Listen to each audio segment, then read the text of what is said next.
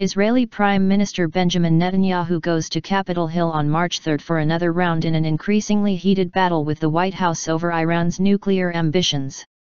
In a landmark speech to Congress, Netanyahu will seek to mobilize lawmakers to oppose an emerging deal with Tehran which is backed by President Barack Obama. Obama on Monday lashed out at his nemesis, pointing to Netanyahu's attacks on a previous interim US-Iran deal that paved the way for this week's ongoing talks in Switzerland. Netanyahu made all sorts of claims, he told Reuters. This was going to be a terrible deal, he went on. This was going to result in Iran getting $50 billion worth of relief. Iran would not abide by the agreement. None of that has come true. Netanyahu aides say that in his address he will present information proving that the shape of the deal being discussed in Switzerland this week presents grave danger. State Department spokeswoman Marie Harf warned Monday that if the details came from U.S. briefings to Israel, revealing them could mean there would be no more. We've continuously provided detailed classified briefings to Israeli officials to keep them updated and to provide context, she said. Any release of any kind of information like that would, of course, betray that trust. We want to keep talking in these settings, of course, but that would be a problem. Netanyahu believes that in the talks with Iran the so-called P5+1 group is verging on striking a deal that will ease international sanctions without the ironclad safeguards the Jewish state says are essential to deny Tehran a nuclear bomb. The U.S. administration says that is just not true. This president has made clear that he's not going to sign a bad deal, White House spokesman Josh Earnest said on Monday. Samantha Power, Washington's ambassador to the United Nations, weighed into the fight on Monday when she addressed 16,000 pro-Israel activists in the U.S. Capitol. The United States of America will not allow Iran to obtain a nuclear weapon, period, she said. Taking the podium shortly after Power, Netanyahu remained unswerving in his opposition to Obama's policy.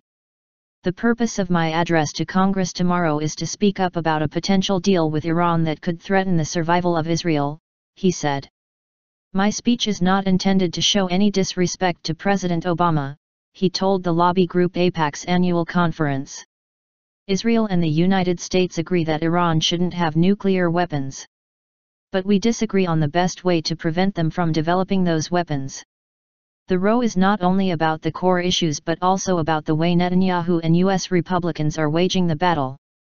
He was invited by Speaker of the House John Boehner, a Republican, and he accepted with neither party informing the White House.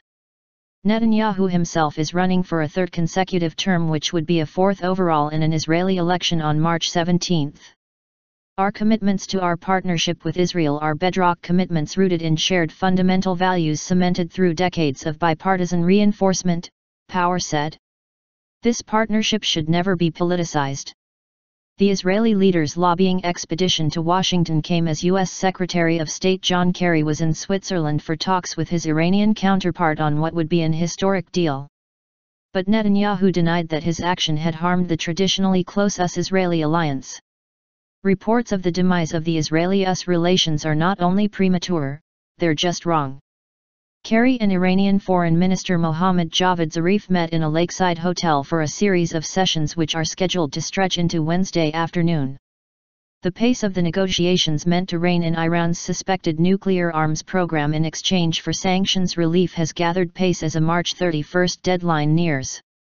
Mark Heller, a political analyst at Israel's Institute for National Security Studies, says that after years of warning about the danger of a nuclear-armed Iran, it is hard to imagine what new angle Netanyahu will pursue on Tuesday. He's been over this ground before many times and expectations have been built up to the point where if he doesn't come up with something truly explosive, it's going to be a big letdown, he told AFP.